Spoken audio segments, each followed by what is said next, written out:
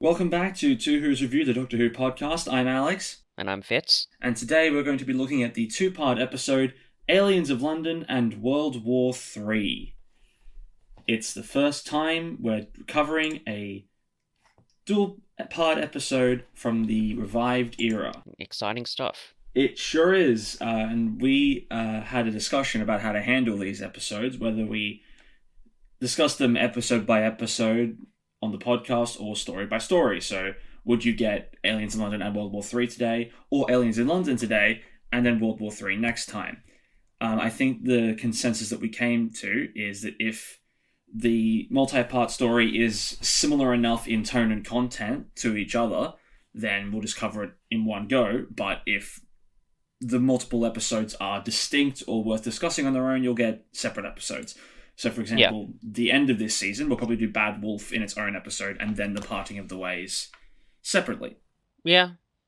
We'll see how it goes, I guess. But yeah, to be fair, it's been ages since I've seen both of those episodes. So yeah, they probably are different enough in tone and even content to discuss on their own. I think my go-to episode, and I suspect you'll agree in terms of differences, would be Heaven Sent, Hell Bent. But Yeah, we'll get to that sure eventually. will. But yeah, I think doing most two-parters generally at the one time makes sense, especially given that, we've covered at least two, um, like we've covered like a six-parter story, which is like, how long is that? Like 150 minutes or something. So it's not like it's a huge problem even in terms of just getting through the content. So yeah, I think it makes perfect sense to do double episodes at the one time. Yeah, yeah. All right, off to the timescales. Mm-hmm. Now, this is going to be tricky Hmm. because these episodes have different Different ratings. ratings, yeah, unsurprisingly. Not where you'd imagine it though. So overall, they both have a 6.2 average rating. Again, maybe it's a little difficult because we're covering both episodes at once, but if I were to take the whole thing together, I might put it a bit higher than that, honestly. Uh, I think they got it about right. Hmm.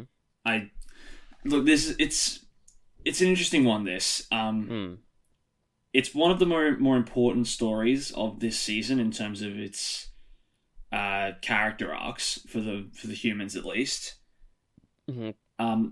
But I feel like a lot of that is very separate from the rest of the story. I feel like if you removed all the human stuff and you could put it in literally any other episode, like the A story and the B story don't quite mesh well, in my opinion. Um. And unfortunately, the B story, which is the human stuff, is way more interesting than, well, for the most part anyway, it's way more Hmm. interesting than the stuff with the Slitheen. There are Yeah. exceptions here and there, but yeah, I don't know. This is a story for me that has always felt like it's it's tough to say because it's the first multi-part story of the Hmm. revived era, and you have to wonder: did this deserve to be multi-part?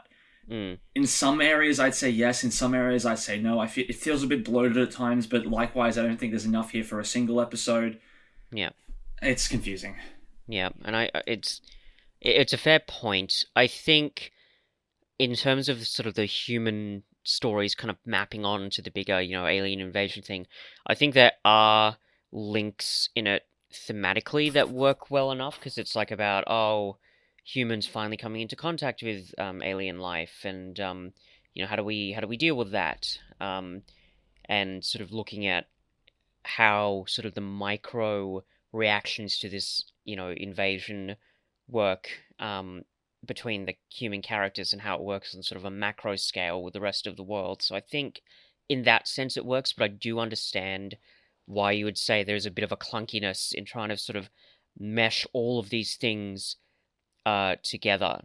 Um, and I do wonder, especially about your point saying that the human sort of characterizations that we've got in the character arcs, you could have realistically put them on almost any other episode or any other sort of invasion story. Why did it have to be this specific one? So, yeah, I think thematically for me it works, but story-wise, yeah, I can understand why you'd have those concerns. I think to me it's more that like until the full machinations of the Slovene are revealed, Mm, they're just not as interesting as the other stuff. And unfortunately, after like this second act of the first episode, a lot of that human stuff takes a back seat to the Slovene. So for a lot of it, you're just waiting for the yeah, story to get interesting again. But again, this is stuff we'll get into yeah, in more depth in a little bit. Both yeah. episodes have a 6.3 for plot. Yeah, I think the second one is for me it's certainly better than the first, but that might just be because, we're getting all these sort of emotional payoffs for finding out who the Slitheen are and what they're doing, and we've got these sort of, in my opinion, actually pretty decent character arcs with some of the characters coming through. I think again it does make some sense, but I think I might put it a little bit higher for me. Yeah, look, I think a lot of what the first episode does well is it's the mystery. Yeah, You've got it sets up rather nicely the fabricated alien with the pig creature, yeah, and it lets you know what's going on there pretty extensively, but that just makes you go, well, why? What's going yeah, on?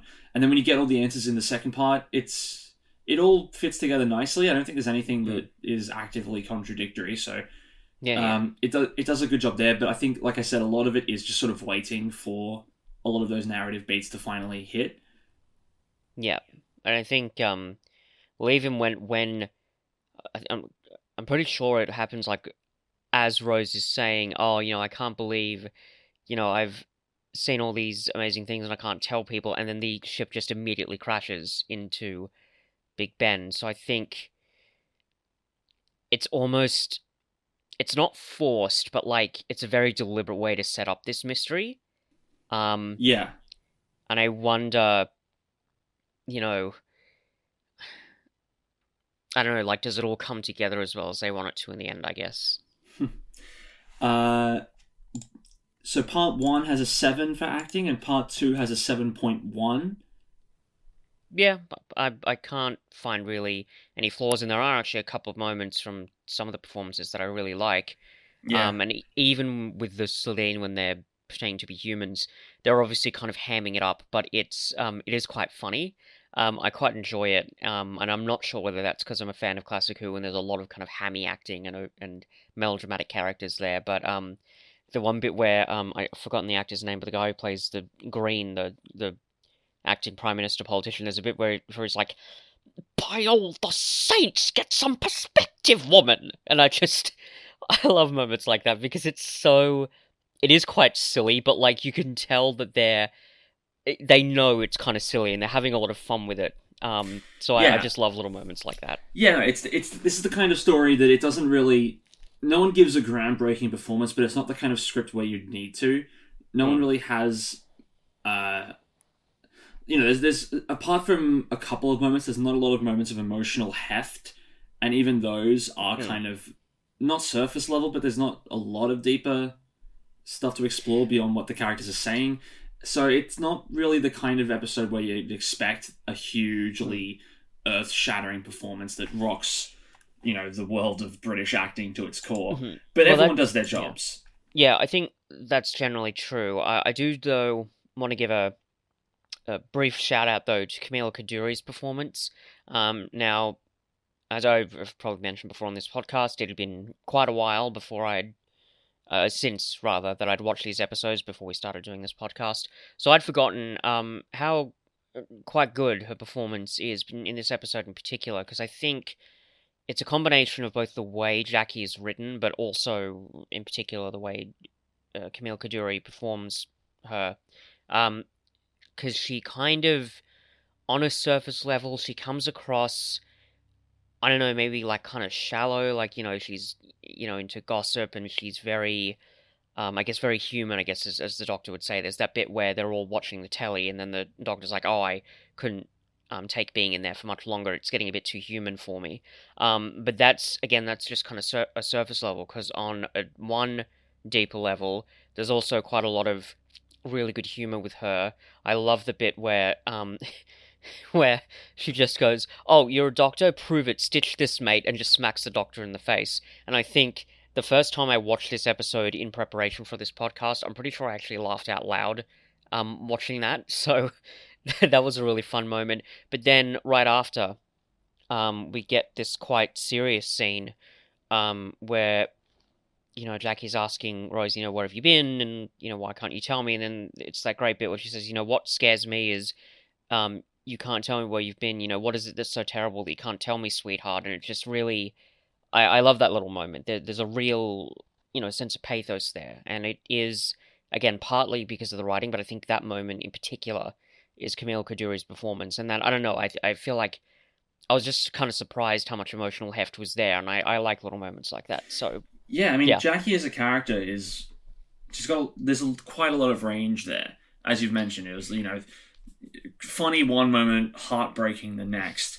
Yeah. But it's never jarring at any point. It's Yeah, you can it's very absolutely, natural. especially in that moment, you can honestly buy into it. That her daughter's been missing for a year, and then she comes back and she can't say anything. There's going to be so much happening in Jackie's brain at that point. Yeah. It's going to be a mile a minute basically. What do I do? Should I be angry? Should I be concerned? Should I be happy that she's back? Who should I be angry at? Who do I vent my aggression to? That's a really well written scene. I agree. Yeah. Both episodes have a 6 for effects. Um, Yep. I will say, like, you can tell the shot of the spaceship crashing Big Ben is wonderfully animated, and I think it needs to be because you can tell they were going to use that shot in quite a lot of the marketing. Yeah. The Slitheen, when they're practical, they look really good. Anytime there's CG with the Slitheen, it doesn't quite land. No, well, they're doing, sort of, I guess you call it kind of a classic special effects technique of combining CGI with shots of practical effects. I mean, they were doing this with Walking with Dinosaurs a lot, for example. The practical effects for me, like, they're not like super duper amazing, but they get the job done, I think, quite well enough, and they're very the look of the costumes is quite interesting. There's a lot of texture, and they look really kind of icky and weird, which is kind of great.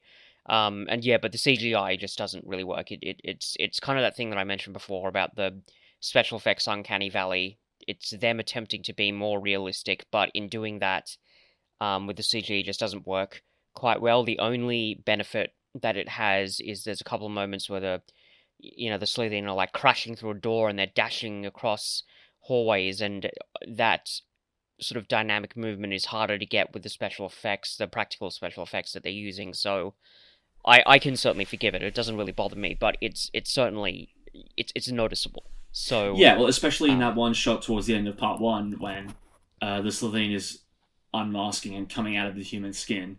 That shot especially is that's very rough. That shot, it's not amazing, but it's that kind of. I think I've mentioned this before as well. In the mid 2000s, CG was the new thing, so people were desperate to use it and go, "Oh, look how flashy this is!" But when technology advanced rather quickly, those effects didn't when they weren't blended with practical stuff. Absolutely. So both of these have. So part 1 has a 6.2 on replay, and part 2 has a 6. I think generally that's right, but I find part 2 to be, again, minus a couple of small moments, I find part 2 to be better. I certainly found it more enjoyable watching it. Well, it's the thing of multiple times. It's the that old chestnut with replaying, where it's when you're a kid, you're going to miss quite a lot of the allegories that part 2 is. Conveying how it's almost a near explicit allegory for Tony Blair's involvement in Iraq. Yeah, it's a Blair Bush commentary. Yeah. That's going to go weapons of destruction. I mean, they took stuff directly from Blair's speech. I think about it, like that stuff is going to go right over the head of any children watching it, so that when they look back at it years later, they'll go, "Oh, yeah, that's interesting. I thought this was just a funny fighting alien story, but no, it actually says something about nuclear war." So these episodes are the So Joint, they are the second lowest rated Ninth Doctor TV story. The Long Game is the only one that's rated worse than it. Yeah, I'm I'm surprised that Boomtown is a bit higher, but then again, I haven't seen that episode in a long time, and I, will obviously have enough to say about it when we watch it. But No, like, I agree. I think Boomtown is worse than this, yeah, I but not find by it, much. but like this is kind of more memorable. It is, in my opinion, certainly more ambitious because it's again, you've got the political commentary, you've got the um pretty brazen, if unsuccessful, use of special effects, all this kind of character arcs. So from that standpoint alone, I think I'd put this above Boomtown. Yeah, I'd agree with that as well. Hmm. It's certainly better than The Long Game. Yeah, yeah, that episode. We'll get to it, but Also, so for part one, 44 people out of 108 say this requires a previous story, and part two, 108 out of 118 say it requires a previous story. Presumably, that number is bolstered by the fact that it is a second part of a story. yeah, that is a two-part story. But I tend to agree that you do need to have seen Rose at least in order to get this. Yeah, There's just a couple of extra things with the human characters that yeah, the to really background of ground it. which like Mickey's introduction in this episode, you kind of need to have that knowledge of who Mickey is. Otherwise, the when he walks into the room and he's just the look of complete betrayal on his face. Mm, mm. You're not going to get that unless you have like a working understanding of the dynamic between Rose and Mickey at that point. Yeah, yeah, I'd agree. Cool. Let's dive in. So this Cool. episode is one of many in this series to tackle the question of what the Doctor leaves behind, which I think is an interesting take. Hmm. It's the kind of thing that you would discuss. Certainly, if you were familiar with the classic series, you know that that's quite a common thing. But for new audiences, I'm not sure how familiar they would be with that. So it's interesting they decided to tackle it right out the gate. And Bad Wolf is going to address it later on as well. But yes, so the Doctor returns Rose to home so she can get a couple things. But it turns out she's been gone a year, not 12 hours. She's been missing. Everyone's been freaking out. There's been police investigations. No one knows where she went. Mm-hmm. And that's the extent of that story. They don't really, in terms of plot, that's about as much the story has an impact on the whole thing. I do think I think it has a little more bearing on the plot than that, mainly because Mickey really like the way that he's treated because he's treated, let's be clear, really shittily by Oh yeah. most of the people in his life, including the Doctor, who's being Oh yeah. such a nasty asshole. I'm just like, really? Did we have to? So there's that, but that I think kind of lays the groundwork for his sort of character arc, Yeah. and the way he's perceived by other people, the Doctor and Jackie in particular, and how, because that for me was quite emotionally satisfying. I mean, don't get me wrong, I still think the Doctor's a jerk for the way he treated Mickey, but there's that great bit at the end where They've reached an Mickey's like, understanding. like how can people think this is a hoax? And the Doctor's like, oh, the solution is simple, you're all thick, and Mickey's like, really? And the Doctor's like, well, maybe not all of you. And those little moments. Yeah, but even that's all character stuff. In terms of plot, the only impact that any of the Rose missing for a year stuff has is Jackie calling Unit, and Yeah, that just serves as a I way to guess get the so. Doctor to Downing Street, and I'm positive he could have found his own way there. Yeah. I mean, you could argue that this characterization kind of helps to, again, lay the groundwork for, the fact that Mickey basically saves the day, the fact that he's hacking into this military thing, he's diverting the missile. However, you could argue, was that characterization really necessary for that moment? Wouldn't have Mickey done it anyway? Or would have someone have done it anyway? Yeah, well, it's interesting that I mentioned earlier, character and plot. I'm not sure if they quite gel with this episode. Mm-hmm. I think it's more the fact that by the second episode, certainly, the notion that Rose has been gone a year is basically dropped altogether. And it's replaced with Jackie being nervous that Rose is in danger traveling with the Doctor. And yes, that's a very real fear, but she would have had that fear even if Rose had come back after 12 hours and the Doctor was there. Because that would have been 12 hours ago from Jackie's perspective. She was dealing with Auton shit. So obviously she's been through danger quite recently. She wouldn't want Rose anywhere near this guy. So, you didn't need the year-long jump, at which point, it is kind of unnecessary, which is a shame because it's one of the more interesting ideas in episode 1, certainly. Yeah. And I think it might have even been there for maybe for new audiences, because this sort of thing of understanding the consequences of traveling with the Doctor, with all the screw-ups that the TARDIS has, and just the emotional toll. That's a common theme in the classic series, but if you're a new fan and these are just, your first couple of episodes, you may not know that, so I think it's possibly RTD's attempt to sort of bring those themes in. Oh yeah, no, I'm happy he did it, but it doesn't really... It makes for two very different A and B plots that don't quite... there's not a lot that connects the two.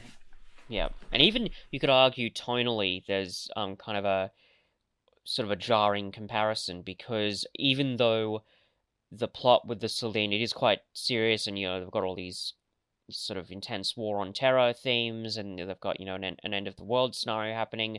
Somehow, the Rose missing stuff still feels way more serious. Yeah. Simply because it is, these are the human characters. This is how these sort of adventures are affecting these characters on the micro scale, and so they feel more emotionally weighty. Whereas the thing with the Slitheen, it's like, oh, another adventure with Doctor Who. I mean, don't get me wrong, pretty decent political commentary and doing something kind of different, but it still feels like, just another adventure, whereas the Rose stuff feels more... The Rose stuff feels important. Yeah, it feels... It hits home a lot more, so you wonder why... Well, to the extent... It didn't... To the extent that... Yeah, well, to the extent that there's a police officer in the opening scene and, he's questioning the Doctor and then disappears from the story altogether. I would have enjoyed a single 40-minute episode which was just this investigation into where Rose has been. And, the Doctor trying to, weasel his way out of it and going, come on, we're going to move on. And, this investigation, maybe UNIT gets involved, or, some early version of Torchwood. There's a lot of things that they could have done with this plot thread, but then after 30 minutes into episode 1, it's basically abandoned for what feels, for the most of the runtime of the rest of the story, feels like a standard invasion story. Of course, it ends up being more than that, but while you're waiting for it to become that, you're sort of sitting there. You're sort of sitting there like, can't we go back to the other stuff? That was really cool and interesting and really unique. But now we're doing another alien invasion. What is this? Yeah. And again, the alien invasion story does feel quite satisfying in the end, because it's doing something a little bit different and it's looking at these fairly serious themes. But why, as you say, why did we have to kind of meander to get all the way to that point, and why did we deal with the Rose being gone stuff in the first place if they're not really kind of meshing together terribly well? You wonder why, indeed, they didn't do a thing where it's Doctor comes back, Rose has been missing, that's the main focus of the episode, but then maybe there is an alien threat, not the Slitheen specifically, but something. And then maybe it's the Doctor trying to convince people, hey, can you all wake up because there's an alien invasion, but no one's believing him because he's just this guy who's shown up after Rose has been gone a year. So yeah, that would have been awesome. That would have had it may have been you can have the alien invasion be simple in that case, because the threat isn't really, the aliens are too much for the Doctor. The threat is, no, the Doctor just can't get to them, and that's why they're winning. Yeah. That would have been really, really cool. And I think my main thing is, you get to the end of episode 1, the cold open teases this whole, Rose has been missing for a year. How's this going to impact her life and the lives of her family members? And then you get to the end of the episode and the Slitheen cliffhanger happens, and you're just kind of like, okay, so are we going to go back to that stuff from the beginning? Did that even matter at all? So, it is kind of disingenuous in a way, but, I appreciate the fact that they tried, because, at the end of the day, I would much rather have this interesting stuff come up than not. I'd rather Yeah, they tried something new, at least. absolutely. It kind of goes back to something that I think I've said with the classic series. Yeah, there may be some narrative flaws, and maybe the plot doesn't always come together, but I still can appreciate and admire when a Doctor Who story, regardless of era, is taking these risks and doing something, interesting and different. Um, I think it's just a question of just being honest and saying, yes, these are obviously narrative quirks that are not going to maybe be able to sort of slip by audience members, but it's still admirable and interesting that they would try to do something different. Yeah. Let's talk about the Slovene, because Yeah, they do get a significant amount of the spotlight in this episode, in this yeah, story rather. Um, Technically they're Raxacorica Falapatorians. They're the yeah, family exactly. Slovene, Yeah, which I do like that they bring that up, so it's not yeah, same. so and Broomtown will bring it up as well, how the Mm. Slovene are on the family Slovene have been exiled from their home, and if they go back they'll be executed or whatever. But it is that whole Mm. thing of, okay, cool. So it's not their entire species that are doing this. It's Yeah, not I another. like that. It's not another. Everyone in this species is evil thing that you get with Yeah, sci-fi constantly. It's just, oh no, there's just this one family business that are. it it goes back to when we looked at the Leisure Hive when you said you were happy that the Formasi that they weren't just standard baddie, everybody in this race is terrible. No, it's just this group nasty little sort of criminal faction that's sort of messing it up for everybody. Same with the Slovene, and I think that works quite well. And it's good that they uh you know did something a bit different and refreshing. And so even that little small bit where they're like, Southern is not our species, that's it. It almost seems comedic, but I think it's actually a lot more important than that because it's important to establish that this is just one sort of criminal element. Yeah. Um, with that, so I think it's cool that they went that route. Yeah, and I think that look, I've been dancing around it as long as I can, but they are kind of jarring in terms of tone. Um, I'm of course referring to all the farting. Yeah. Oh God. Now we do need to bring this up, and it is that kind of thing where it's like, oh, it's a kids show, and Oh no. We it's there to get make the yeah. kids laugh, and in that sense, sure, I get it, but it's also a family show, and And like, if you're but like gonna even when you target an element of a story or a character to one target audience specifically, but your fan base extends beyond wider it. than that, you can't act surprised when the rest of your audience Yeah. doesn't And quite gel with it. and here's the thing. I think I said that I before watching these episodes in preparation for the podcast, I think I said, "Oh yeah, I remember the farting thing being kind of dumb and annoying, but I didn't remember it being that bad." But then when I watched it, I'm like, "Wow, this is actually really annoying. Well, I think it's This not is even the so fact that stupid." they're just farting, because if Hmm. you can write a fart joke and have it be funny, but when the extent of the joke is they fart and then it Yeah. happens constantly in the second act of the episode, it gets old very Oh quickly. God, yeah. And the fact that they had to sort of they did it to link it into the plot. Because here's the thing, I obviously wasn't there working behind the scenes on this episode, but I am very convinced that what happened when writing this episode was somebody from, the BBC marketing team went to RTD and said, by the way, you've got to include this sort of joke to target, like, the younger demographic or something like that. Because it's so jarring and it seems I don't so know. I mean, out of it place. was the mid 2000s. You got to remember, though, those kind of Yeah, jokes that's were true. everywhere. Yeah, But no, that's true. the other problem I have with it though is in the second part of the episode, in the second Hmm. episode of the story, Christ, Yeah. in the second episode of the story, the Selene have quite a few like genuinely sinister moments. Yeah. Um, there's the moment in where Harriet and Rose are hiding in the office, and Hmm. they're being taunted. That Yeah. moment really works. And then when Hmm. Margaret Blaine is explaining the plan, she's quite sinister there as well. But the problem Hmm. is that you can't take them seriously because they've basically been, because of episode one, how much Yeah. they've been just Because been silly and laughing and fighting and all that stuff. And yeah. I know that people are gonna say, well, it's juxtaposition, it's matching the silly with the serious, and it makes the serious even more serious. Well, that Oh, only that's works. not what that is. Well, I know, but I I don't. was going to say that only works if you find the humor from the episode one funny.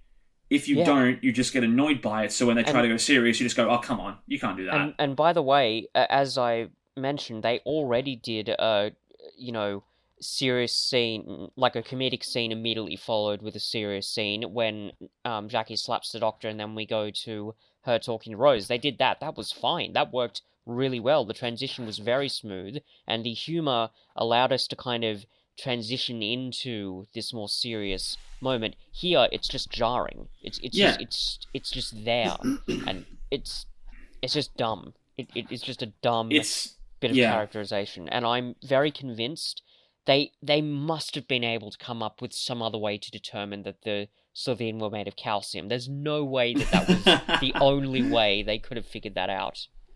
Like, Yeah, I ah, for a man or an alien who can identify a species on sight very often, it's very interesting that they chose not to here just so they could justify the farting. yeah.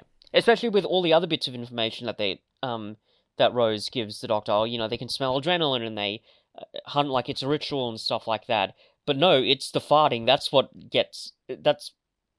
you know, gets his brain working and thinking, oh, that's who these people are.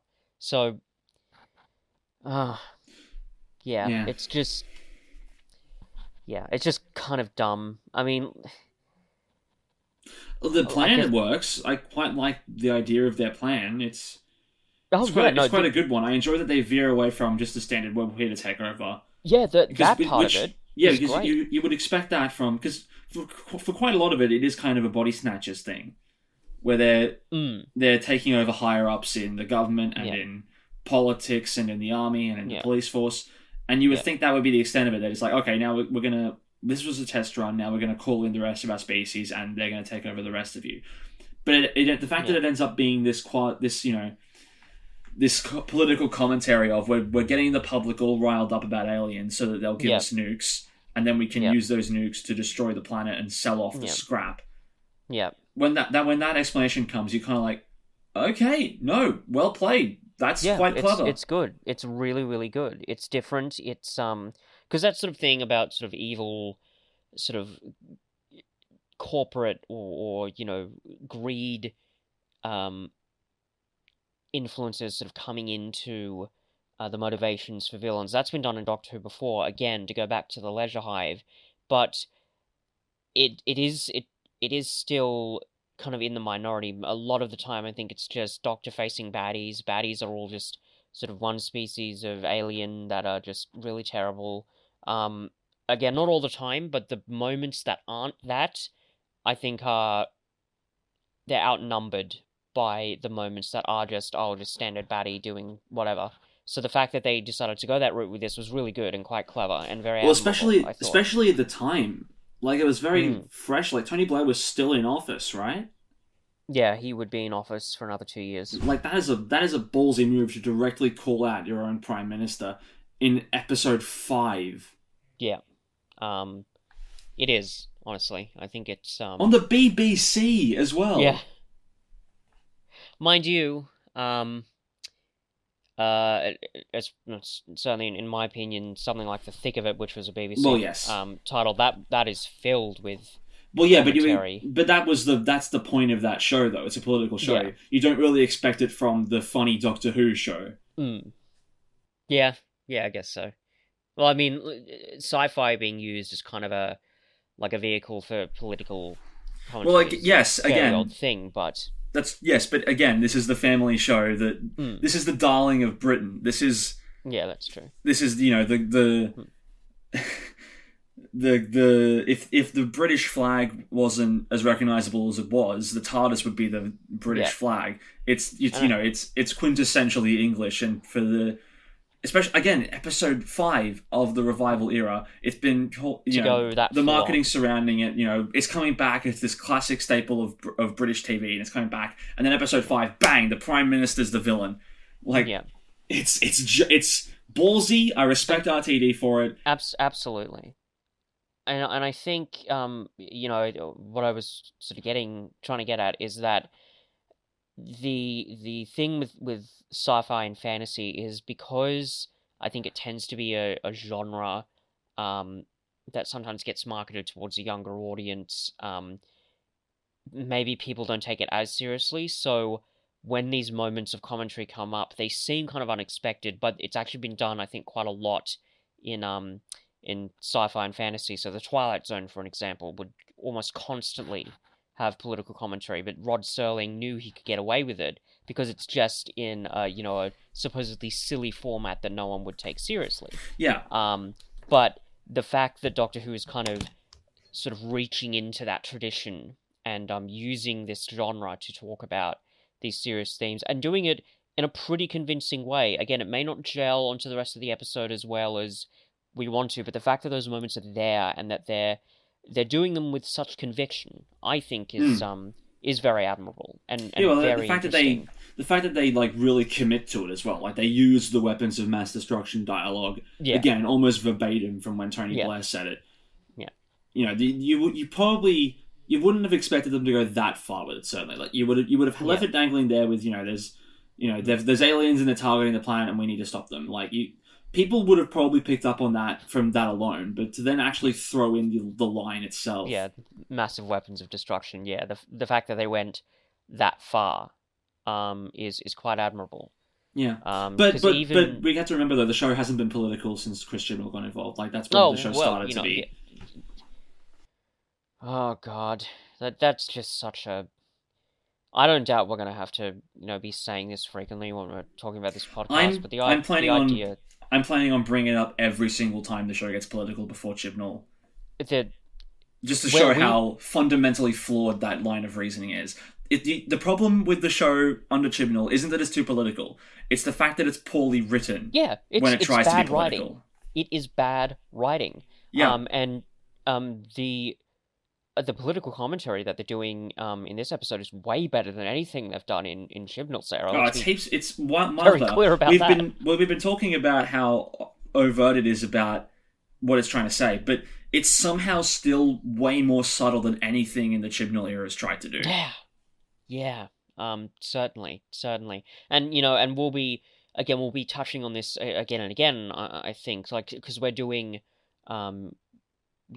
Attack of the Cybermen next time. But there's even a small moment in that, which even in a fairly not great episode, that's still getting quite political. So don't tell me that there isn't politics involved in this. What are you talking about? It's sci-fi. It's, as I said, it comes from a Rod Serling tradition of wanting to look at these very serious themes in a through a sci-fi lens to kind of make them more palatable, but it's still has a lot of impact. I mean, for goodness sake, we'll be talking about the Happiness Patrol soon. I know for a fact, I'm pretty sure I saw in the making of documentary on the DVD of it that I have, the writer said it's meant to be a commentary on Thatcherism, so, of course it's political. What are you talking about? Nonsense.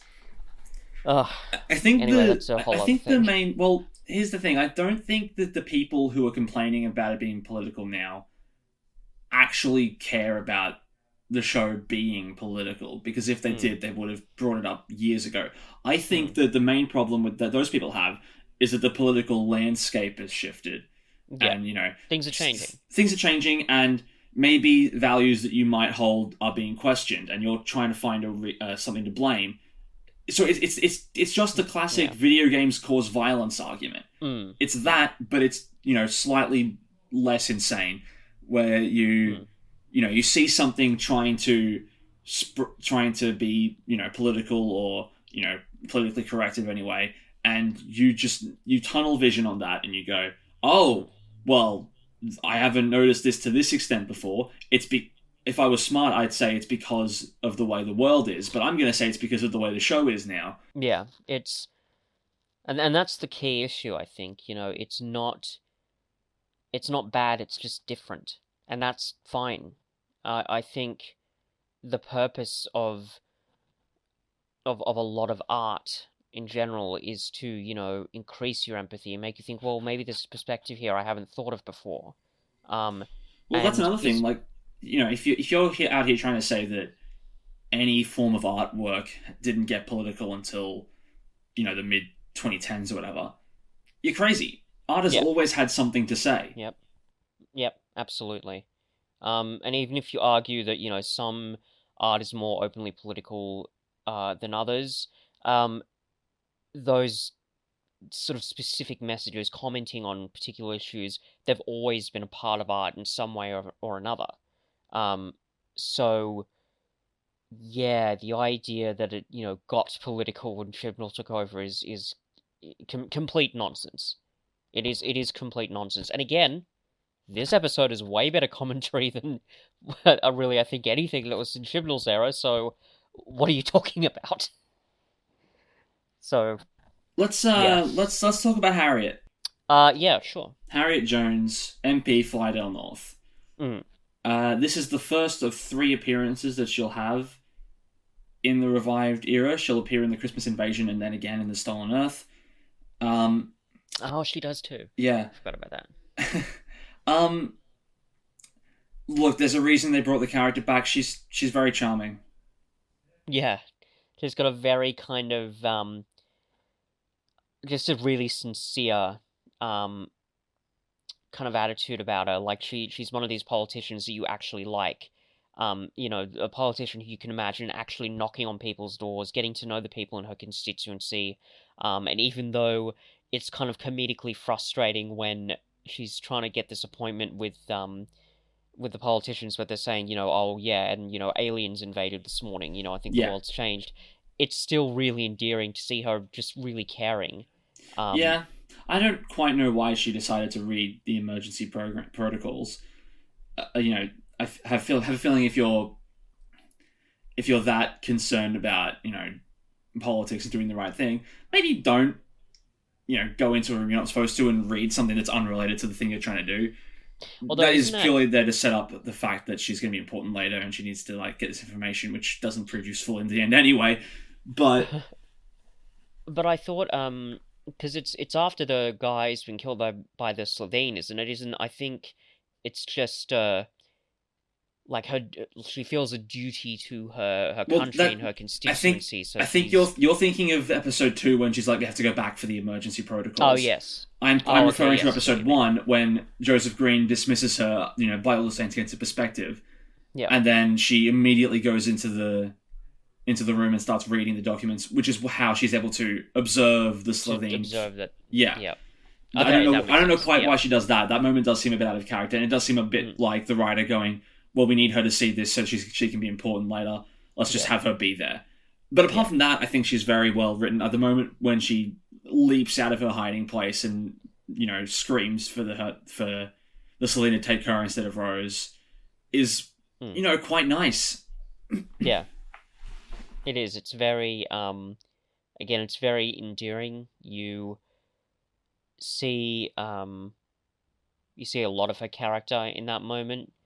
And it makes her one of the more interesting minor characters, I think, in Revival Who generally, and certainly in this episode. Yeah, she just, emotionally, I think really gets to you. Yeah, Um, and you can you really enjoy her see them. presence a lot. You can really see them setting up where her character would go as well. Yeah. In the Christmas Invasion when she bombs the Sycorax. Hmm. You can sort of see the beginnings. I don't think that this Harriet would have made that call, but Mm, by the end of the episode, when she's like, I'm making the call now. You have to launch the missile at Downing Street.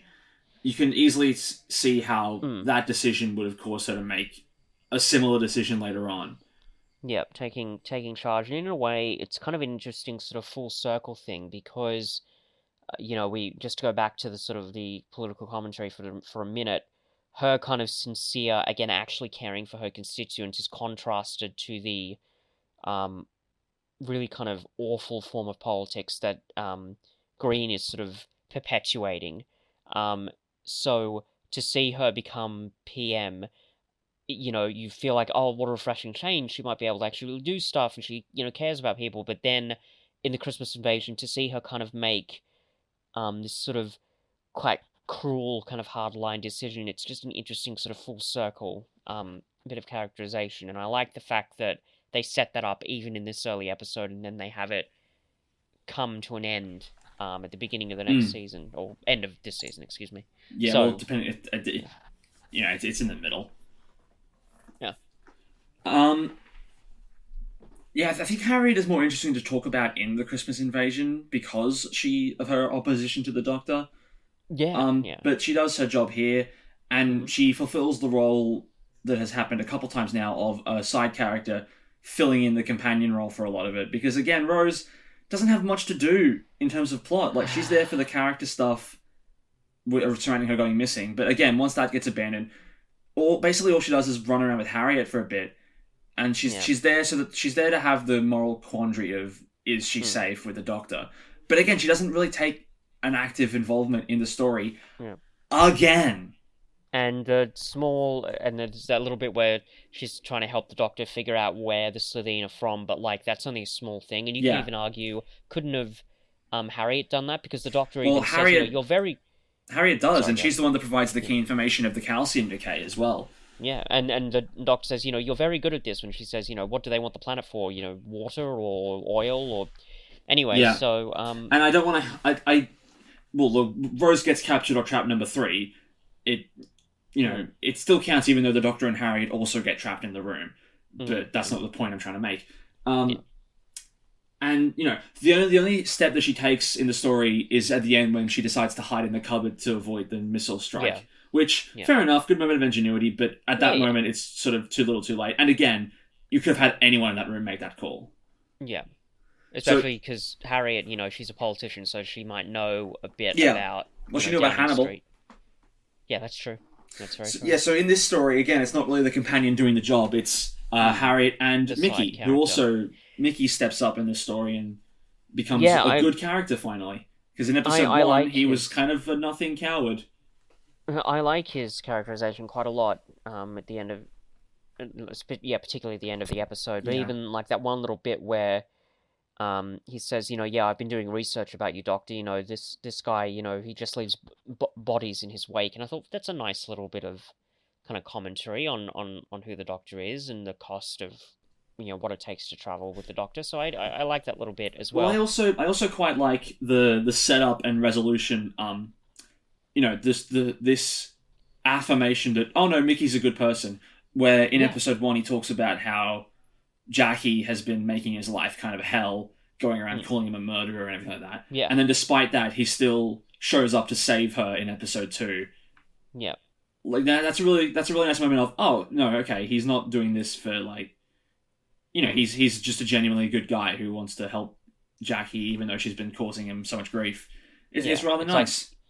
Yeah, and I want to bring something up here as well, Cuff. Now, I know you have your own reservations about Rose. Perhaps I'll change my mind more once we get to the end of the series. And end of series 2, I think that's when she gets really bad, but she's not terrible yet. So yeah, again, my opinions may change. I don't have huge problems with her. However, when I was watching this episode, I looked at the characterizations of the side characters, and in particular the chemistry between the characters, and I just thought, Cuff, why is the character chemistry between Jackie and Mickey better than it is between our two leads?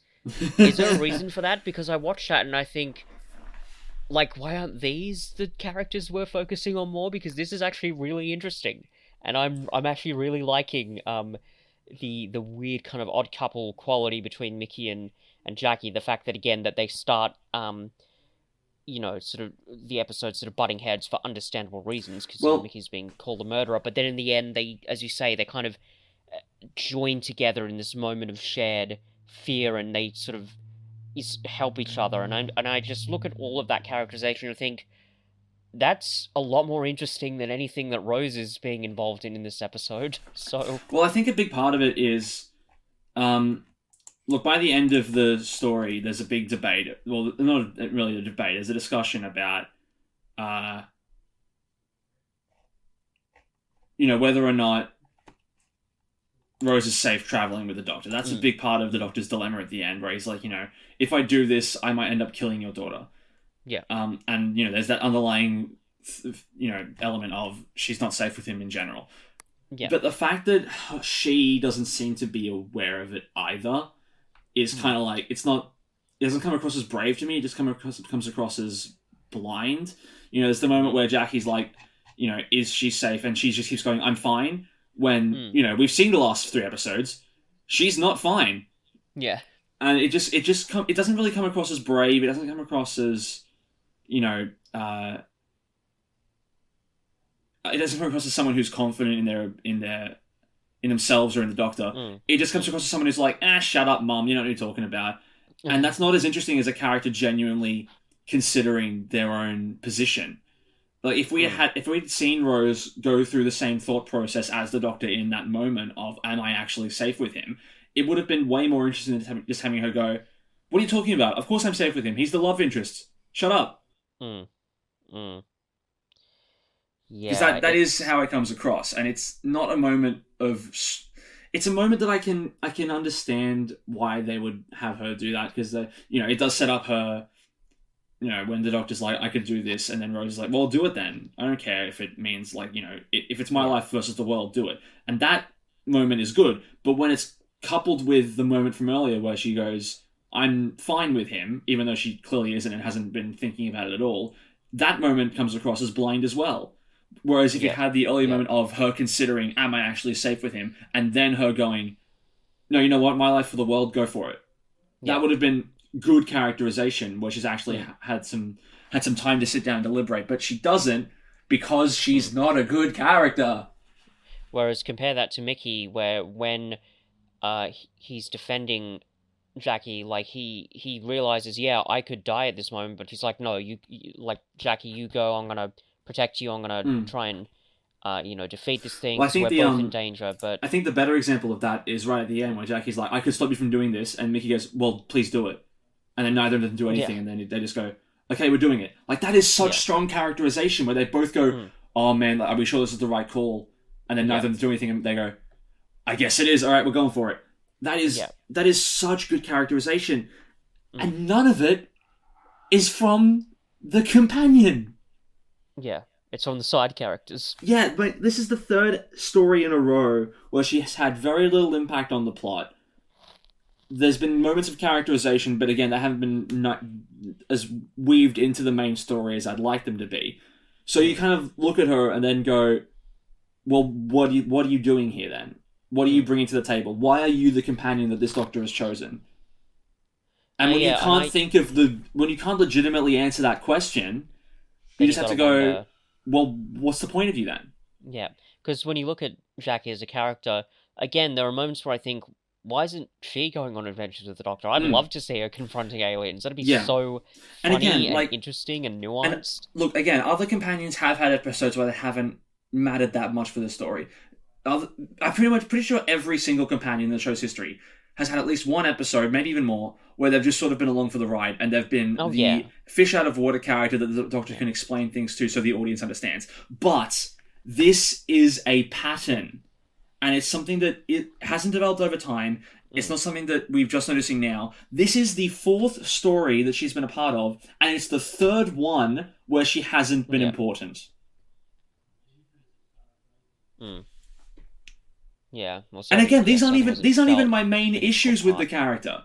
These aren't even the main reasons I hate her. That stuff comes Sorry, up in say season again, 2. I was saying, like, these aren't even the main issues that I have with the character that crop up in season 2. Season 2 is when she really becomes, oh, no, bad for me. Here, it's just kind of like, I'm watching her and I'm going, please, I want to be wrong. Everyone loves you. Tell me why. And I'm not seeing it, even now. Yeah. Yeah. Like, I desperately want to be proven wrong. I want to think- know what everyone likes about her. Yeah. It's not a question of me being, stubborn or blind or just going, no, I hate Rose because I hate Rose. It's not even, it's not even a hipster thing of going, everyone likes Rose, well, then I hate her. No, I'm trying. Yeah. I'm trying so hard to see what everyone likes, but I just can't at the moment. Yeah. Which, and I think, like, this episode for me, those problems with her characterization, they are the most noticeable for me in this episode so far. Maybe they'll become more noticeable in other episodes, but for the moment, like this is definitely the most noticeable for me in terms of her, not having a lot of consequence on the plot, or even just characterization and theme, really, because the other characters explore those themes, and good characterization better than her character does, which is really Yeah, frustrating. I say that because the first part of the first episode, where has she been, where has she gone, and even throughout all that, she's just going, I'm fine, honestly, I'm fine. Hmm. Like, Yeah, she doesn't really even begin to show any kind of compassion or empathy for the people she's been around until Jackie breaks down in front of her. Like, that's the first moment when she actually goes, oh god, this is serious, okay, I'm sorry. For the whole time before that, she's treating it like it's, not even something worth considering or worth taking seriously at all. She's sitting there going, oh my god, Mom, you're always like this. It's not to that extent, but that's the energy it has. yeah, and I would, yeah, and even if you compare it to like Jackie, for example, again, to go back to that moment where she slaps the doctor and then we go straight to her being really serious, that shows more nuance and emotional range than I think Rose shows in this episode. oh, easily. So again, the fact that this is a consistent problem, even within these two episodes, um, is kind of frustrating because with a two-parter, you kind of expect to have a decent exploration of all the characters that are involved, but Or at the the very best least, exploration of character is with the other characters, not with Rose. So yeah, that's I mean, kind of at the very least, when you've got three characters stuck in the situation for the most part, it's Doctor, Rose, and Harriet. Mickey and Jackie are elsewhere doing other stuff that's important, but for the main story, you've got Doctor, Harriet, and Rose. It's an hour and a half worth of story. You'd expect they'd all have an equal amount to do, but they just don't. yeah, yeah, The Doctor's good in this. yeah. There's a lot of really strong Doctor moments, like when he gets all the guns pointed at him and just smiles, and then hears something and then just says, "All right, we're off, guys," and they all just start following him immediately. That's perfect. Yeah. Or the great bit where they kill the pig and he's like, it was scared and like, that's such a great just emotional Yeah, it's an moment. awesome moment. And Well, wonderfully by the way, consistent. Torchwood Easter egg, that Doctor will later become a main character in Torchwood. Oh, really? Oh. Yep. Oh, yeah, I haven't watched a lot of Torchwood, but I haven't think seen any vaguely of it. remember. Pardon? I haven't seen any of Torchwood. Oh, I thought you had. Huh. No, I haven't. I've been meaning to, but I just never have. Oh, fair enough. Still, that's cool. Yeah. Neat little Easter egg. But yeah, I think the Doctor he has quite a lot of really good moments here. Yeah. Even again that last little conversation with Mickey, to see him kind of warm up to Mickey quite a bit, realizing, oh, this guy has got quite a lot of courage. He really took risks He's got a lot here, to and offer. he's trying to help save the world. That's really great. And again, just that really nice subtle line of when the Doctor says, "Yeah, you're all thick," and then but then he says, "Oh, maybe not all of you." Just oh, that's great. Yeah. You love those little moments. Even just letting Mickey save face at the end, where Mickey says, "Look, don't tell Rose, but I can't come with you guys," and then the Doctor makes a big show of, "Oh no, I'm disallowing it. He's not coming with you." Yeah. Like that's really good characterization from the Doctor. Like it is. Is there much more to discuss? I feel like we've covered it. I think so. What about the moment where the Doctor survives because of his Time Lordiness? When he's getting shocked by the... Yeah, bad cliffhanger on all parts. First of all, it's a cliffhanger that's resolved because, oh, I'm a Time Lord, it doesn't affect me. But then it's also the Phantom Menace thing of, I'm solving the problem in this situation and it, for some reason, affects all of them and we're not going to discuss why that is. It just does. Shut up. Yeah, the fact that he's like, affects humans maybe, and then he just puts it on the collar of the Slitheen, but it's not really explained why that's affecting all the other Slitheen. Like, yeah, it just is. Like, it works on a basic level of, like, getting the plot along, but, like, does that really work? Yeah, it's for the first proper cliffhanger of the revived series, it's very weak. Yeah. Especially, again, because it gets resolved so quickly, which, as we've said, that is an issue in Classic Who, and it's important, I think, not to sort of gloss over those moments. We need to be honest and say, yeah, maybe the narrative quirks that don't work, but like it is still a bit frustrating to see that they haven't quite sort of learnt from those mistakes in the revived era. Especially given, as you say, this is like the first like cliffhanger moment because it is a two-parter, and it's basically just a fake out with a really kind of not even an explanation of why this works, because I don't even think, like, we know that the Doctor's a Time Lord, and maybe we can deduce the fact that, oh, he's an alien, he can obviously sort of survive this.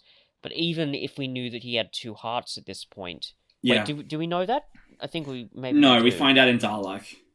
Oh, I thought we did from in End of the World. Anyway, but yeah, if we only find that out in Dalek, then like, unless you're a classic Who fan, you wouldn't be able to really deduce that all that much. So Well, there have been moments of the Doctor clearly showing that they're, you know, a little more than human. Like when he steps through the big fan blades in the End of the World yeah, by sort of centering all his Time Lord mm, regeneration juju and yeah, being at one with the universe. And he's talking about how he can feel the Earth revolving yeah, in episode rotating, one. yeah, There are bits and pieces of it, but it still kind of comes out of sort of nowhere here, especially because he's clearly affected by the electricity at the start of the at the end of the previous episode. It is kind of that thing of how are we going to get out of this? Well, he's a Time Lord. He's just a Time Lord. That's how we can do it. Especially given that what they could have done was they could have introduced like maybe a, I don't know, like an object that the Doctor takes out at the beginning of the episode, like, oh, this is a bracelet from, the weird space colony of Zyklon 9, and it helps to absorb electrical shocks. And then he shakes his jacket sleeve off his wrist, and we see, oh, the cuff's there, and it's saving him from the electricity. Like, I know that maybe that's a really simple thing, and maybe it wouldn't have fixed the episode, but like, that seems like a very Doctor Who thing to do. So you wonder why they didn't do something like that. And the fact that they just had, oh yeah, no, he's a Time Lord, so we can just whatever. He survives his electrical shocks. Who cares? So yeah, Yeah. that's a bit odd that they just kind of went with this, as you say, quite a jarring cliffhanger that just gets resolved like immediately through a really kind of dumb Time Lord magic sort of logic, which is Yeah. whatever. I can forgive it. It doesn't ruin the story. It's not like a massive plot hole. It is, just a plot convenience, but it does stick out a bit, and I think it's worth pointing out Yeah. in terms of the overall quality. Shall we give this episode a final rating then? Yeah. I'm gonna say it's a 6 for me. I think that it's the story as a whole starts really strong and ends really strong, but there's not a whole The lot of middle is cohesive very thread in the kind middle of- to get it there. Yeah. And there are lots of really great moments in it, Yeah. but it doesn't all just come together. Again, it's this thing which, and I don't doubt we'll be saying this quite a lot, especially with Classic Who, but the sum really is greater than the whole here. There are wonderful moments, great when you Look, watch it's them individually, but like it just doesn't add together. plot wise and tonally, it's very jarring overall. Yeah, it is quite all over the place. Now again, as you say, I really do love those great moments, particularly in episode 2, where they're doing the political commentary, where the characterization gets really interesting, and even when the plot, because the plot really gets very interesting, or most interesting for me, in the the last act of the whole thing. So I do love those moments, but I can't. I kind of agree with you. I can't really just look past how odd and kind of scattershot the approach is here. So Yeah. I think before we started talking about this, I was tempted to give it a 7, but I think, yeah, I'm going to have to give it a 6 as well. Awesome. Yeah. Well, that's the end of another discussion, Hmm. but it's not the end of the episode. It's not. It's not. I haven't discussed this with you yet, so I'm sort of springing this on you. But for those of Okay. you listening to this fairly recently after it came out, we had quite a significant recording break between this and the last one we did, which is there's been illness and there's been other stuff coming up and scheduling, and it's been difficult. And as a result, we've skipped 2 weeks in a row of uploading the episode. Yeah. But that also means that there has been a metric fuck ton of Doctor Who news that has come out between our last recording session and now that we haven't had a chance to discuss yet. So I figured, to cap off the end of this episode as a special treat because we missed a couple of episodes of uploading, let's revise some of the news that's been coming out about the show, the 60th anniversary, and the future, and see what we feel about it and if we have any theories. Yes. No, I was wondering when we were going to discuss all these sort of revelations, because Yeah. there has been a lot. So first of all, we have an announcement of the 14th Doctor in Ncuti Gatwa. Is that that's how you pronounce I his name? believe I've that's been how it's. wondering for a I while. believe. Yeah, I've seen interviews. I think that's how it's pronounced. I could be Cool. wrong. I might be butchering it. But Yeah. are you familiar with his work? Yes, I've only seen him in Sex Education. But I really like Sex Education. It's a great show, and I love his performance. I've been wondering when we were going to talk about this, and I've been sort of fairly keen to discuss this with you. So I think if you look at his performance in Sex Education as Eric F. Young, I like that performance in itself may not be like a stone cold classic Doctor Who performance, simply because again he hasn't played the Doctor yet. But I definitely think you can see the seeds of a very good Doctor performance, in his performance there. And the reason why is because for me, the two I think core qualities a good Doctor performance has got to have is a sense of whimsy and a sense of deep moral seriousness, and most importantly, the effective combination of both of those things. And I think the ratio between whimsical and serious varies from Doctor to Doctor. And I have actually this is a slight digression, but whatever. I have a kind of a theory, I guess, and I don't know how original this idea is, but if you look at the pattern of Doctor Who performances up until Matt Smith arrived, I think you can notice that every even-numbered Doctor is slightly more morally serious than whimsical, and every even-numbered Doctor is slightly more whimsical than morally serious, but they all have both of these qualities in them. Yeah. Whereas when Matt Smith came along, we went from more whimsical to more whimsical again, from Tennant to Smith. So I think combining those two qualities and having them sort of mesh together effectively, I think is a core component. And it doesn't matter if one element is more emphasized than the other, as long as it all just sort of comes together. But if you look at his performance as Eric, both of those qualities are definitely there, because Eric, he's this very energetic and outgoing, really just a lovable character. He's got a love for life. He's very passionate, which is great. So the whimsy, I think, is definitely there. But there are a couple of moments in the show where things kind of simmer down, and he does get to those points of moral seriousness. And I love that, the fact that there's such a breadth of character and such a sort of a broad scope of nuances in his performance. That tells me he could be a great Doctor. So I'm frankly pretty damn excited to see what he does with it. Yeah, I haven't seen Sex Education. I'm going to, because it's my pattern of watching a show that a new Doctor is in before they start as the Doctor. I did it with Broadchurch last time. And Jodie Whittaker's character in Broadchurch also isn't what you'd probably describe as a classically Doctor character. I wouldn't describe the Doctor as a grieving mother.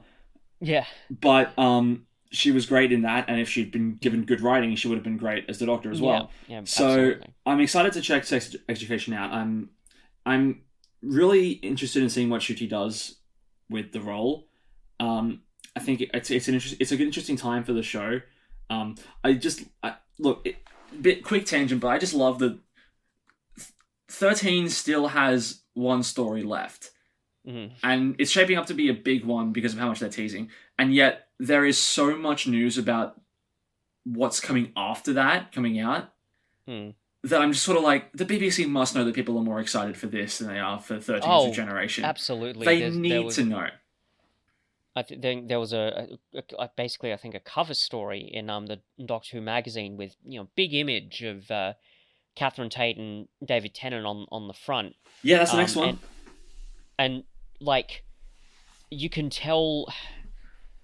You could argue it is kind of, I don't know, shitty or mean in a way that they're basically trying to take the Chibnall era and sort of swipe it under the carpet and let's forget that and move into a bright new future, guys, with all these great characters. I think another main part of it is that the 60th is currently filming, and that's I true. think they knew that there was no way especially filming out in public. There was no way they were going to keep a lot of this stuff secret for very long, Mm. because news about the 60th, David Tennant, Catherine Tate, Bernard Cribbins, all returning as 10th Doctor, Donna, and Wilfred. And holy crap, am I so excited to see that trio back in action. Yeah. Wilfred especially, he was announced separately than the others. I think that was a set photo leak that when we saw Wilfred back. But when I saw that, I got giddy. Was Wilfred's Donna's father, isn't he? Grandfather. Or my grandfather, excuse me, yeah. No, that's going to be quite exciting. He was a really wonderful character. Yeah. And again, having the three of them in RTD's hands, I think is going to be very exciting. I remember the day they announced it, Cuff, and I think I sent you a message or something, and I said I could not believe that news came about. I cannot believe that RTD is returning again. Like, that just seems such a... I don't know if that's ever been done before. I don't know if there's ever been like a showrunner or like a major producer in Doctor Who that's done a good era, went away for a bit and then come back. This might be the first time. And the fact that we're getting basically spoiled with this, that we're getting Chibnall, Catherine Tate, David Tennant, back. It's just... Did you mean to say Wilfred instead of Chibnall? No, I just forgot. But yes, thank you for but getting Wilfred in as well. But I think you meant to say RTD, but you said Chibnall. Did I say Chibnall? Oh, yeah. That's anyway. That's just my brain. Tell us how you really feel. No, it's great that we've got RTD back, we've got the gang back, and that I really think they're going to bring back the quality. Because look, I don't know what's been happening behind the closed doors of the Doctor Who bigwigs. I don't. There's no way for me of knowing, but I have a feeling, a very bad feeling, that somehow someone on like the executive board of Doctor Who, someone on some head at the BBC just said, this is like one of the most important and most profitable properties that the BBC's ever made, and the last few years have been lackluster, to put it one way. So I think we need to have a bit of a shake-up. So let's give RTD a call. Let's get the speed dial going up here. The emergency RTD, please God help us speed dial. Break glass in case of Chibnall. Exactly. And let's just see. Let's just float the idea of him coming back. Yeah. And then the fact that he is, again, it's like, I think I may have even said at the time, it's like I'm in another dimension now. Yeah. It's like I'm living in the dimension that the Doctor comes from, because there's no way that something this wonderful is happening, and to have it all sort of coming together for the 60th, but also a new season, I just can't. It doesn't seem real, because Sorry, go ahead. There is look, when the Tennant news came out, and a big fan theory that's been going around, a big rumor, is that Jodie is actually going to regenerate back into Tennant. Into Tennant. And then at the end of the 60th, Tennant regenerates into Gartwa. I don't like that idea, primarily because if that is just what the 60th is, it's not going to be a multi-Doctor story. It's just going to be another Tennant and Tate episode. And that doesn't really feel in the spirit of an anniversary special to me. Yeah, I agree. So I would much rather it be Jodie regenerates into Ncuti, and then there is a multi-Doctor story that happens, and then Ncuti gets to do their own thing. I was talking about this with friend of the show Sam Sweeting, who you'll be hearing from in a couple of weeks when we review Dalek. It was close after the Tennant, Tate, and Cribbins news came out, and I was telling her about all of this, and I was like, I don't want them to do Jodie into Tennant into Gartwa. I don't want them to do that, because then it's not a multi-Doctor story. And then Sweeting, she essentially said, true. Counterpoint, it's a Tennant, Tate, and Cribbins episode written by RTD. I don't care what it is, I want it, it'll be good. I couldn't argue with that. I mean, yeah, fair enough. And I just, it's very funny, I guess, but like, if Whittaker regenerates into Tennant, that is so symbolic. That is symbolic of what the show is at the moment, what it's become.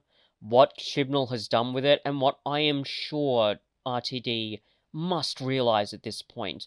Like, he realizes, I think he's going to have to come in and probably fix the canon. And by the way, that doesn't even get to what Chibnall's going to do in the Centenary special. He could muck up the canon even more than he already has. So Yeah. RTD, I think, realizes he's going to have to come in as sort of a, as a cannon buster and just sort of sweep everything away, change everything, maybe retcon a few retcons, and the idea of Whittaker going and changing into Tennant, that is just that's one of the most symbolic moments I think of Doctor Who as a show if that happens. And I'll be honest, I will laugh even if it's just like a nervous laugh if that happens, but I agree it might still be a bit frustrating. And I think I I thought about this a while ago, and I never brought it up, but like I do actually in that way feel actually quite sorry for Jodie Whittaker Oh because yeah. I have a feeling, maybe I'm wrong, but I've got this really bad feeling that if they do that, if they go with this moment with where Whittaker turns into Tennant, and you've got all the old fanboys just clapping their hands and foaming their mouths, thinking, "Oh my God, it's over! The whole terrible era, it's finally over, and I can sleep at night now." If that happens, then it will like it will confirm like all those fears that these sort of Yeah. mean-spirited, um, you know, supposed Who fans have, saying, "Oh yes, we'll see. This is what happens when the show gets political, and this is what happens, when we do When all you this stuff." cast a woman. Yeah, exactly. Thank God that's over. So that, like, if that happens, I Oh, hang I on. Sorry, real quick. We didn't touch on it when we discussed the 14th Doctor casting, but the amount of racists that have come out of the uh, woodwork on this, it's I unsurprising, but it's still disappointing. yeah, I think I saw a I quote somewhere that said something like, I may be hideously paraphrasing this, but it said something like, yeah. black people shouldn't be on TV. What? And I read that and I was like, okay, Jesus. I understand it now. I understand why this country voted for Brexit. I get it. You're all awful people. Oh God, that is repulsive. Yeah, it's awful. Jesus. And to have that mentality reaffirmed if Whittaker becomes Tennant, but then, if when Tennant becomes Gartwa, like those same people going, no, you had it. It was good again. Why would you make it worse Yeah, immediately? I just Yeah, but let's move that's past it that'll because it'll be it's it's rotten. disappointing. It's disappointing and depressing to think about that people like Yeah, that still exist. So let's move on. So the yeah, 60th anniversary is currently filming in Bristol. I think it is. no, There has been some stuff from on set that's been leaked. I haven't looked at any of it. I don't want to discuss any of it, just in case hmm. people are trying to remain spoiler free. But there is one Yeah, fair thing enough. that I saw that I feel like we should discuss. Sure. It's a photo of one of the clapper boards that they use Mm-hmm. for the start of the thing, and they're talking. There's a lot of information on it, where it's like the working title of the special, Mm-hmm. the all that stuff, and there was one thing on it that was kind of interesting to me, and by the looks of the clapperboard, it seems like they're doing multiple episodes as part of the 60th celebration. Huh. Nice. On the clapperboard, it No. says something like episode 3, so it Wow. makes me think: are they going to do it 10 Doctors style, where it's a multi-part anniversary special? Hmm. I I. Hmm. I don't know. I'm curious to see what the format of the anniversary special Yeah. celebrations end up being. It will be very very interesting. I think again, this is why I'm just so excited. If there is any showrunner in Doctor Who's era who I trust to do something that gutsy and sort of risky, it would be RTD. And I think I'm really excited for this because like it will be maybe I think like the best of every world, like because you think there's no way they would try something like that. There's no way they would try to really push this and make it a multi-part thing with maybe several doctors and, a new doctor and old companions. There's no way we're going to be able to get something that wonderful, but I really think that RTD is going to be able to pull it off. Well, to that effect, I can kind of understand why the BBC went back to him, because as much as I would have liked the showrunner position to be someone new and fresh, for example, Maxine Alderton, who wrote the only good 13th Doctor episodes, I would have loved her to be the showrunner. She wrote the Mary Shelley episode. Oh yeah. I would have loved her to be the showrunner. Yeah, that would have been interesting. But it's like, to say throwing you in the deep end is an understatement when the first episode of your tenure as showrunner is an anniversary special. Yeah. That's a big call. Yeah, that's massive. Which I can understand why they went back to RTD in that case. Yeah, because he's the only one who's got like the experience, the caliber, Yeah. the deep understanding and appreciation of the show, and really the understanding of the potential of it. Again, with Aliens to London World War III, then we could be in for some really great political commentary. Certainly, if there's a showrunner that can do it, it's RTD. Yeah. So, I'm very excited. There are two more casting informations that have come out. Two more pieces of casting information that have come out since we last spoke. Mm-hmm. I'm not sure if you'll have heard about these. Mm-hmm. So the first one is a new character. Mm-hmm. Are you familiar with Yasmin Finney? I've seen. I saw a couple of posts about her joining the cast, but I haven't seen any of her work. What's the show? She's in something on Netflix she's at the moment. She's in Heartstopper. Heartstopper, thank you. Yeah. She is joining as a character called Rose. Yes.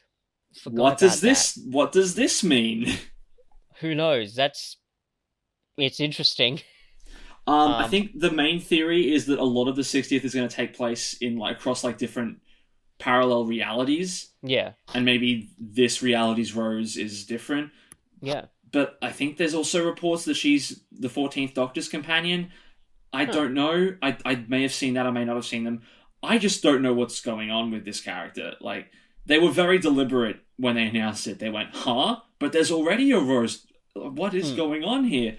And then RTD basically said, well, you'll have to wait and see. So they're deliberately setting this up. If they wanted to not draw a line on it, they would have just said, Yasmin Finney's going to be in the show and look forward to that. But they specifically said she's Rose. So they're trying to build hype around her for some reason, which makes me think she's got to be important in some way. Yeah. That will be very interesting to see. And, maybe in terms of the writing, maybe she'll be a better Rose. And we can only hope. Yeah. So that one's less interesting to talk about than the second piece of casting, which happened last week. Mm-hmm. Did you hear about any Doctor Who news last week? I don't think so. I mean, maybe when you mention it, I may remember. But anyway, it's the kind of thing where if you heard it, you'll remember it. Yeah. So they announced who is going to play the villain in the 60th anniversary celebration. Of course. No, I did hear about this. Of course. It's NPH, Neil Patrick Harris. What a call! What a cast! Yeah, that's massive. Because okay, and I did actually want to discuss this with you as well. So I've seen MPH in quite a number of things. You know, How I Met Your Mother, of course, and Gone Girl, and things like that. I even think I saw him as Toby in a production of Sweeney Todd. I think I found a Did you see a series of unfortunate events? Yes, that was what I was going to get to. Now, you and I think, have briefly at least discussed the series of unfortunate events Netflix show. Yeah, I think it's brilliant. Sorry? I think it's brilliant. I love it. Yes, I know you really enjoy it, but I think, and perhaps you may remember, I said I didn't like it. I had a lot of problems with it. I didn't like the tone. I thought it was terribly miscast for a number of reasons. I didn't like Patrick Warburton's performance, and here's the thing. Which is insane. I love insane NPH. to me that you hear that, to hear that. Fair enough. I love MPH. He's a very good actor, but I couldn't stand what he was doing with Olaf in that show, and the reason why was because I felt it was too it just felt too comedic. I couldn't take him seriously as like this really sort of scary villain. Now, having said that, I will defer to your knowledge and experience on this more than mine because one, you've watched the whole show for a start, Yeah. but you've also read all of the books. I've only read Yes. 2 of them, so it could be I could easily be missing something. Oh yeah, the tone of the show was bang on the books. Like it was right on the nugget. It was absolutely perfect for the books, and also it got a lot darker across the seasons. Like when the subject matter from the books got a lot darker, the show got a lot darker, and I must admit, because I think based on my experience, having read again 2 of the books, seen a bit of the series, and seen the Jim Carrey movie, from what I can tell, the Jim Carrey movie seems to be the darkest version of that story that I've seen, because I'd forgotten, by the time I watched the series, that the books are actually, their tone is actually quite campy. So the fact that they kind of leaned into that would make sense. Again, I still do have problems with those performances, but again, I defer to your knowledge and experience of it. Now, having said that, I'm still very excited to see what MPH does with it. Because one, I know he can do really good, serious stuff. He was great in Gone Girl. As many problems as I have with something like American Horror Story, there's just something about the style that just doesn't quite appeal to me. There's a couple of episodes he's quite good in them as well. But I think the thing that really has gotten me most excited, just in terms of Doctor Who here, is the on-set photo. There's just something about it. Oh, you're talking about the promotional image that was released. Yeah, the promotional image. He looks so interesting and so that's interesting, actually. Pardon? Have you heard the rumor or the fan theory as to who he's playing? Yeah, the Celestial Toymaker. Yes. That'd be interesting if they go that route. That's actually one of the lost episodes. Yeah. I had to look it up. I had to look up who the Toymaker was, and honestly, the plot of that episode sounds like something that would be. It sounds like something they could easily do to justify an anniversary special. Huh. The Toymaker pulling these, it's almost like a Five Doctors thing where they're pulling these different Doctors and companions out of their times. Play the games I kind of subscribe to that theory, especially seeing the image of NPH alongside Michael Gough as the Toymaker. Yeah. I can see it. Yeah. So can I. And I think again there's just something about that photo, the promotional photo, where it's like it's just like if you could imagine a combination of a Neil Patrick Harris story being in Doctor Who, that's what it would look like. Yeah. And it looks so great. He's got such a it's almost comedic, but there's something about it where you can't quite laugh at it. You're kind of forced to take it seriously. He's got an interesting, really wacky look. And incidentally, I remember several years ago, I think you may have sent it to me. It was some list, I think it might have been from BuzzFeed or something, saying what would every Doctor look like if they were cast with American actors, and they had some pretty good choices, like Gene Wilder as the Fourth Doctor, which I think would work very well. Even certainly based on MPH's acting career, but especially on that photo, I'd be really interested to see him play a Doctor, honestly. There's just something about him that would just be so interesting. What if he's the Valeyard? That'd be cool.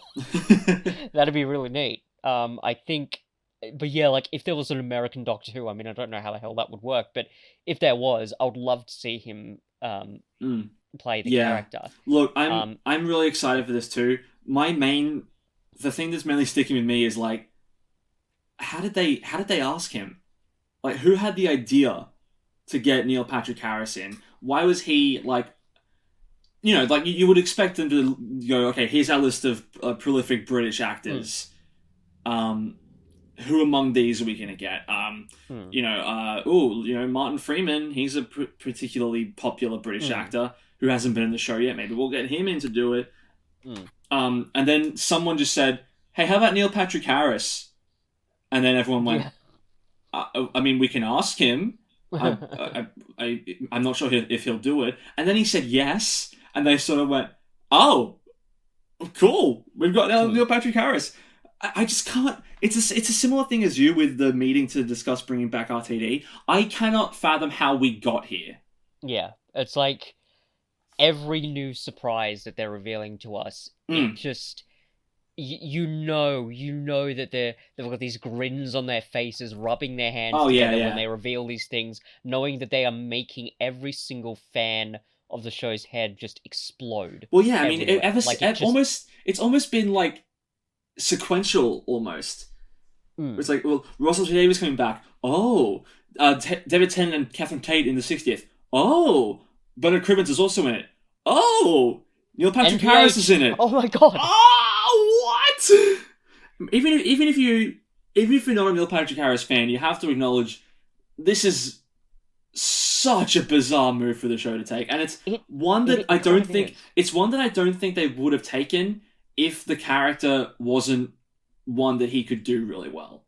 Yeah, The and fact I that think again the it's photo proves that well, he yeah, looks like a great Doctor Who well, character. it's a similar situation as 10 years ago when the War Doctor was announced. Yeah, And when John Hurt came John along. Hurt Yeah, is such a big name, and you don't get someone like that if they're not given a role that they can absolutely nail. And John Hurt, like he got a single episode, and he's so good in it. He's such an yeah. amazing Doctor, and I was really sad when he died, primarily because Mm, there's no chance that we can revisit that character because it was no, so interesting in that one 50th anniversary yeah. special. Although that would make sense though. 50th anniversary special, Yeah, 60th anniversary. They're continuing the tradition, so good for them. maybe they've cast this role so they can undo the timeless child, and only Neil Patrick Harris can do it. Think about it. Like the last anniversary special also played hard and fast with the canon. It brought back Gallifrey. It nixed mm, the Time War. It would that's make true. sense if this anniversary special also did a big. Okay, we're using this as an opportunity to do something with a lot of spectacle that reshapes the show's canon slightly to make it more convenient moving forward. Hopefully, this time though, when they do that, they'll actually follow through with it. Unlike what they did with after the 50th, where Gallifrey continued to be as meaningless and then was just back. It was just there. It was Mm. no fanfare. We're setting up in the 50th that we're this is a new era of the show, and now we're working towards getting Gallifrey back. And then 2 seasons later, well, it's just here. It's just here. Yeah, God help, yeah, Banter's terrible. yeah. So hopefully they'll do something interesting. And again, I would have said, even a few months ago, even when RTD had been announced, I would have said, oh, well, they're probably not going to go too crazy with the canon. They're not going to super, retcon all the retcons, but like there are so many twists and turns here with the casting. Um, I I honestly cannot tell you where this is going to go. I wouldn't be surprised if they just went full out, fast and loose, do whatever we want. We're changing a bunch of stuff. It's going to be better. It's going to be new era. We're gonna be able to forget all the terrible writing from the last few years, and we're just going to move on into this glorious future. This brave new world of Doctor Who, timey wimey magic, and hooray! So I really cannot tell you where this is going to go, but I am very excited and curious to see where it does. I am. It's we have almost a year and a half to wait for it. They're doing this way too soon. If this is the Yeah, news that's they're announcing now, God knows what what the it'll hell are be they going to have in to a say year. to like satiate us by then? I will say one real quick. Mm. This hasn't been any official announcement, but there was a picture that I saw of Mm. Matt Smith with his hair Mm. cut very similar to his Yeah, 11th Doctor similar to style. yeah, I So saw that too. yeah, there's no announcement, but I think he's going to start filming soon, and then he'll be announced as coming back. So on that day, I await your aneurysm with open arms. I hope you recover from it so we can keep doing the podcast. Look, and I know I've been critical even on this podcast, probably of Matt Smith's performance. Um, Look, yeah, it still is very sour for me. Um, just seeing what he did with the Doctor again, just purely from a performance level. Although, again, I think a lot of it has to do with Moffat's writing, which is a whole other thing. But um, I'm more than happy to be proven wrong. It could very well be we get to the Moffat era, and there could be moments, there could be whole episodes, there could be story arcs that I know I was too blinded by hatred to see. it could very well be there are many moments with Matt Smith's performance that I could fall in love with. This is a slight digression, but I'll mention it anyway. A while ago, I watched the clip of the end of the episode, Vincent and the Doctor, and I watched it and I'm like, wow, this is, even just purely from a writing perspective, this is special.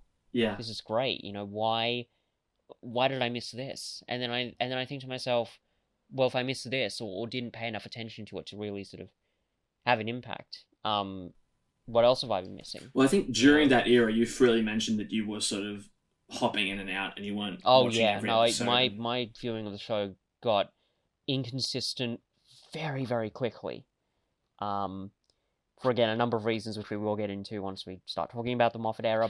And again, the point is, I could easily be wrong, and if I am, I'm happy to be proven so. Because I tend to, I think, make a bit of a big deal of my hatred for stuff. I do get very passionate, as you and I'm sure the listeners of this program are aware. But there's nothing wrong with admitting that you're wrong, and there's nothing wrong with finding more stuff to love and have a passion for. So if I'm wrong, bring it on, man. And with that, we'll have to see. And with that philosophical statement following a discussion about Matt Smith, we conclude our episode on Aliens of London and World War III. Fantastic. Perfect. We've tied that all together very nicely. Much like the actual story itself, the first half of this episode very different than the second half, but we got there in the end. Next time, we'll be looking at the 6th Doctor episode, Attack of the Cybermen. Fantastic stuff. Well, is it though? No. No. But we'll get to it. Once again, I've been Alex. I've been Fitz. And until next time, may your Raxacorica fellow Praetorians always be slimy and poorly animated.